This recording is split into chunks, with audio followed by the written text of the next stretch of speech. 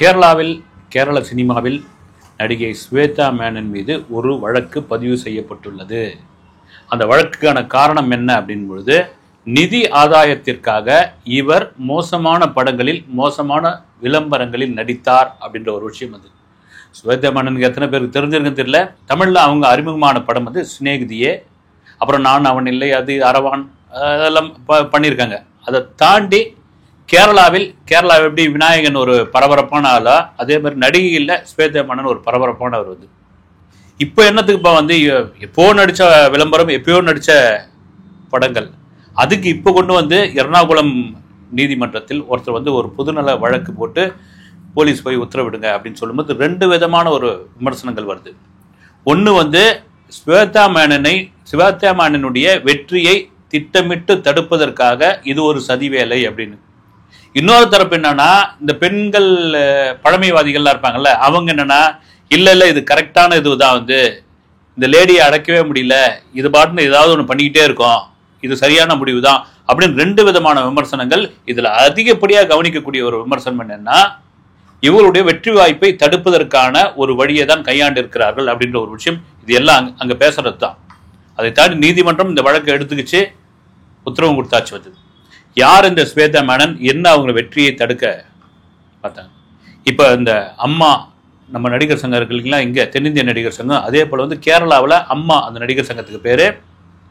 கடந்த சில மாதங்களுக்கு மீட்டூ பிரச்சனை அங்கே ஏற்பட்டது. இந்த மீட்டூ பிரச்சனையில் இருக்கிற எல்லாரையும் போட்டு மோகன்லால் அது இது மொத்த பேர் கேரள நடிகர்களே வதிரி போல அளவுக்கு வந்து எல்லாரையும் இழுத்து கொண்டு வந்தாச்சு. கிட்டத்தட்ட ஒரு 480 பக்கம் அறிக்கையெல்லாம் ரெடி பண்ணியாச்சு. அப்புறமா அது அப்படியே பிசு போயிடுச்சு. வந்து தகுந்த ஆதாரங்கள் இல்லை, யாரும் சரியான வாக்குமூலம் கொடுக்கல, யாரும் சொல்றதுக்கு பயப்படுறாங்க, இது எல்லாம் வந்து சும்மா ஒரு ஜோடிக்கப்பட்ட விஷயம் சொல்லி அந்த கேஸையை தள்ளுபடி பண்ணியாச்சு. இது எதிர்பார்த்தது தான் அப்படின்னு சொல்லி. அப்ப இந்த மீட்டு பிரச்சனை பெருமளவுல பிரச்சனையா மாறும்பொழுது இந்த நடிகர் சங்கத்துல இருக்கிற நிர்வாகிகள், குறிப்பாக நடிகர் சங்கத்துடைய தலைவராக இருக்கிற மோகன்லால் மீதே வந்து குற்றச்சாட்டு இருக்குது. நீங்களாம் ஏன் நடிகர் சங்கத்துல இருக்கிறீங்க, அந்த அம்மா நடிகர் சங்கத்துல ஏன் இருக்கீங்க நீங்க போது மோகன்லால் உட்பட மற்ற நிர்வாகிகள் அத்தனை பேரும் அதுல இருந்து குண்டோட வெளியே வந்துட்டாங்க. இப்போ எலெக்ஷன் நடக்கும்போது அந்த எலெக்ஷனில் தலைவர் பதவிக்காக மலையாள நடிகர் தேவன் பாட்சா படத்துல வில்லனா அவர் வர நக்மாவோட அப்பாவா அவர் நிற்கிறாரு. அவருக்கு எதிராக தலைவர் பதவிக்கு ஸ்வேதா மேனன் நிற்கிறாங்க. இதுல என்னன்னா, ஸ்வேதா மேனனுக்கு அதிகப்படியான ஆதரவு இருக்கு, ஸ்வேதா மேனன் வெற்றி பெறுவதற்கான நிறைய வாய்ப்புகள் இருக்கு.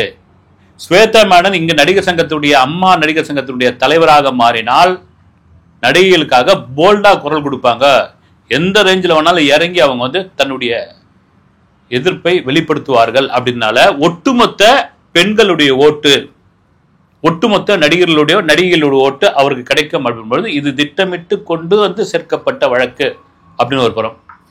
இல்லைங்க இந்த லேடியே இப்படி தாங்க, அதெல்லாம் நீங்கள் ஒன்றுமே சொல்ல முடியாது. அதுக்கு ஒரு சம்பவம் சொல்கிறேன்னு ஒருத்தர் சொல்லியிருக்காரு. 2013 கொல்லம் பகுதியில் ஒரு படகு போட்டி ஒன்று நடக்குது, பிரசிடென்ட் படகு போட்டி அப்படின்னு. அந்த படகு போட்டி நடக்கும்பொழுது வந்து சீஃப் கெஸ்டாக ஸ்வேதா மேனனை கூப்பிட்டுருக்காங்க. மிகப்பெரிய அளவில் படகு போட்டி. அப்போ இந்த கொல்லம் தொகுதியோட எம்பி பீதாம்பரம் குரூப் அப்படின்ற ஒருத்தர் கலந்துக்கிறாரு. கலந்துக்கிட்டு அந்த போட்டி முடிஞ்ச உடனே ஸ்வேதா மேனன் கொய்யோ முறையன்னு கத்தி என்னை வந்து இந்த எம்பி வந்து என் இடுப்பு பிடிச்சி கிள்ளிட்டாரு, தொடக்கூடாத இடத்துல தொட்டுட்டாரு அப்படின்னு சொன்ன மீடியாக்கள் எல்லாம் பெரிய விஷயமா மாறிச்சு 2013. அப்போ வந்து உமன் சாண்டி வந்து முதல்வர்.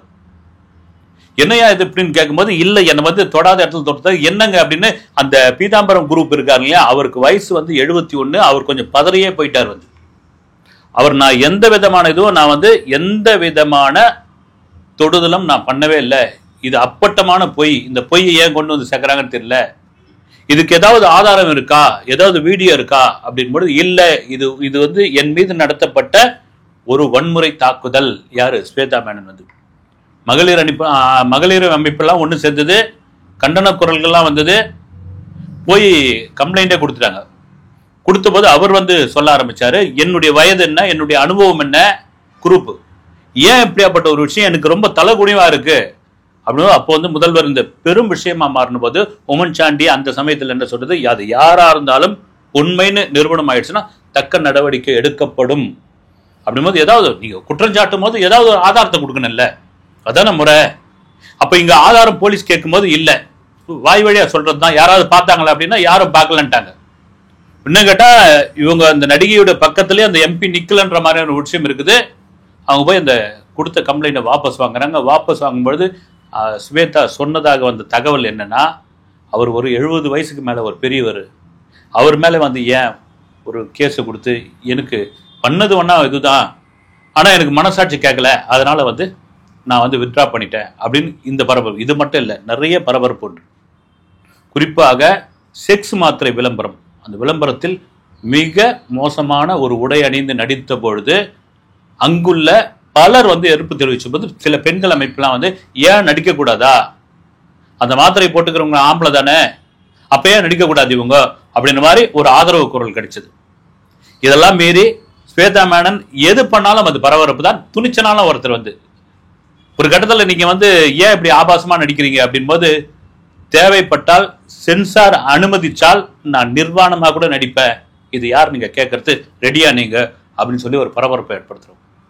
நீங்க ஒரு கட்டத்துக்கு அப்புறம் தன்னை பத்தி ஏதாவது ஒரு கான்ட்ரவர்சி வந்துச்சுன்னு வச்சுங்க, நான் பொதுவாகவே சொல்றேன், ஒரு பிரபலங்கள் அந்த கான்ட்ரவர்சியை வந்து உருவாக்கிட்டே இருப்பாங்க, அந்த கான்ட்ரவர்சிக்குள்ளே இருப்பாங்க. ஏன்னா தன்னை பத்தி செய்தி வருது, தன்னை பத்தி பேசுறாங்க, தன் மீதான ஒரு விஷயம் வந்து ஒட்டுமொத்தமா ஒரு நாடே கவனிக்குது, ஒரு மீடியாவே, நாட்டில் உள்ள மீடியாக்களே கவனிக்குதுன்னா அதை செய்வாங்க. அப்படியாப்பட்ட நபர் தான் இவர் அப்படின்னு ஒருத்தர் சோசியல் மீடியாவில் எழுதியிருக்காரு. சரி, யார் தான் இந்த ஸ்வேதா மேனன் அப்படின்னு போது, ஒரு 51 வயதாகிறது. அவங்க அப்பா வந்து நாராயணன் குட்டி, மலப்புரம் தான் அவங்க சொந்த ஊர். அவங்க அப்பா ஒரு விமானப்படையில் அதிகாரியாக இருக்காரு.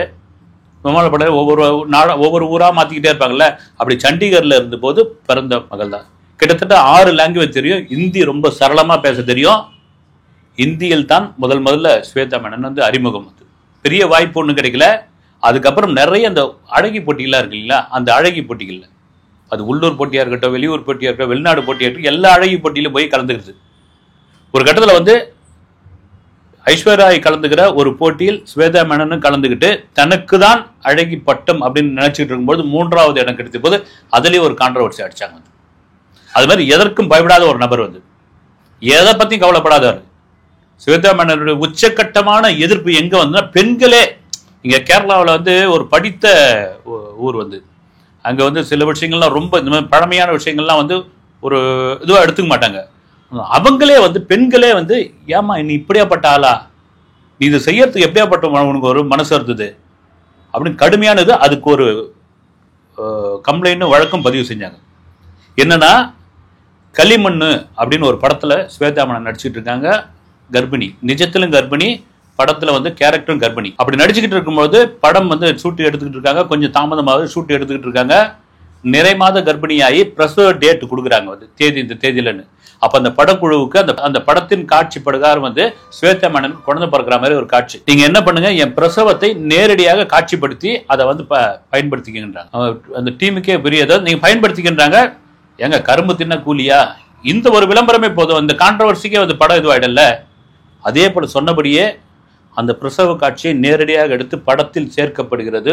ஒட்டுமொத்தமாக அத்தனை பேருடைய எதிர்ப்பும் கிளம்புது. அதில் பல பேர் வந்து, ஒருத்தர் மட்டும் ரொம்ப ரொம்ப கொந்தளிச்சு போய் ஒரு வழக்கு ஒன்று தொடர்றாரு. என்ன சொல்றாரு, ஸ்வேதா மேனன் இப்படி ஒரு காட்சியில் நடித்து அனுமதித்து, நீங்க ஒரு காலகட்டங்களில் வந்து பிரசவம் நடக்கும்பொழுது நம்ம ஊருங்களில் வந்து யாரையும் ஆம்பளைங்களே சேர்க்க மாட்டாங்க. ஃபாரின்ல வந்து கணவன் கூட இருக்கணும் அப்படி மாதிரி ஒரு சட்டம் வந்தது. இந்த வேதனை நீ தெரிஞ்சுக்கணும், பக்கத்துல இருந்து பார்க்கணும், நீ அப்படி பார்க்கணும். அப்புறமா தான் அந்த பெண்ணுக்கு ஒரு தைரியத்தையும் கொடுக்கணும் பக்கத்துல இருந்து பார்க்கும்போது.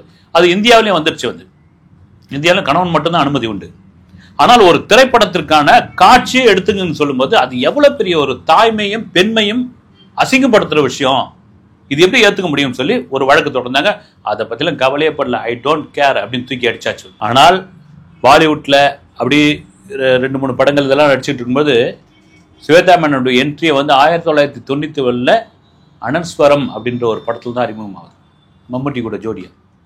ஆனா அன்றிலிருந்து பாத்தீங்கன்னா பெரிய வாய்ப்பு கிடைக்கலன்னு தன் மீதான கவனம் இந்த மீடியாக்களும் மற்றவர்கள் மீது விழுதுன்றதுக்காக கான்ட்ரவர்சியான விஷயங்கள் வந்து, ஒரு செக்ஸ் மாத்திரைக்கு வந்து லேகியத்துக்கு வந்து நடிக்கிறீங்களான்னு கேட்குறாங்க. அங்கே இருக்கலாம் வேணாங்கன்றாங்க. அதெல்லாம் பொய்.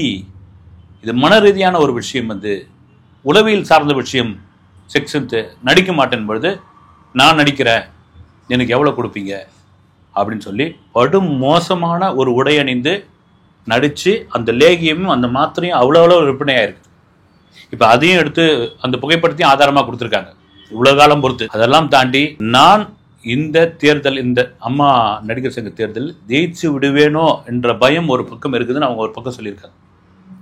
இதெல்லாம் மாரி இந்த லேடியே இப்படி தான்பா, எது பண்ணாலும் ஒரு கான்ட்ரவர்சி பண்ணிக்கிட்டே இருக்கும், இதை ஒன்றுமே பண்ண முடியாது, அதனால இது சரியான முடிவு தான் அப்படின்னு ஒரு குரலும் இருக்கும் பொழுது, இது பெண்களுக்கு எதிரான ஒட்டுமொத்தமான ஒரு அழுத்தம் கொடுக்கக்கூடிய ஒரு விஷயம். ஆணாதிக்க கண்ணோட்டம் இன்னும் இருந்துகிட்டே இருக்குது. அந்த ஆணாதிக்க கண்ணோட்டத்தோடு தான் ஸ்வேதா மேனன் மீது திட்டமிட்டு இந்த இதை பரப்பியிருக்காங்க அப்படின்னு கடுமையான குரலும் ஒரு பக்கம் வந்து. ஆனால் சட்டம் தன் வேலையை கரெக்டாக தான் செஞ்சிருக்குது. அவர் எதுவாக இருந்தாலும் சட்டத்தின் மூலமாக நிரூபித்துக் கொள்ளட்டும் அப்படின்னு. இல்லை என்னன்னா, நமக்கு தெரிஞ்ச கேரளா நண்பர்கள்லாம் பேசின போது ஏங்க அவ்வளோ பெரிய படா விஷயங்கள்லாம் பண்ணும்பொழுது ஒரு தேசிய கொடியை உடலில் போத்திக்கிட்டு ஒரு காட்சி ஒன்று நடிச்சதுக்காக தேசிய கொடி அவமானப்படுத்திருந்தா ஸ்வேதா மீது அப்போ ஒரு வழக்கு இருந்தது. இதெல்லாம் பாருங்கள், நீங்கள் இந்த விநாயகன் பண்ணுவார் தெரியுங்களா, ஜெயிலர் நடிகர், ஏதாவது ஒன்று பண்ணி பரபரப்பை ஏற்படுத்தி செஞ்சுக்கிட்டே இருக்குது. அவருடைய லேடி வெர்ஷன் தான் இவங்க அப்படின்னு கேரளாவில் உள்ள சில சோசியல் மீடியாக்கள் எழுதப்பட்டுள்ளது. அதை தான் சொல்கிறாங்க.